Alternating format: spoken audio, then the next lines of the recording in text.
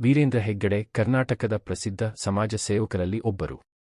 ಅವರು ಶ್ರೀ ಕ್ಷೇತ್ರ ಧರ್ಮಸ್ಥಳ ಮಂಜುನಾಥೇಶ್ವರ ದೇವಸ್ಥಾನದ ಧರ್ಮಾಧಿಕಾರಿಯಾಗಿದ್ದಾರೆ. ಅವರ ಜನ್ಮ 25 ನವೆಂಬರ್ 1948 ರಂದು ಧರ್ಮಸ್ಥಳದಲ್ಲಿ ನಡೆಯಿತು.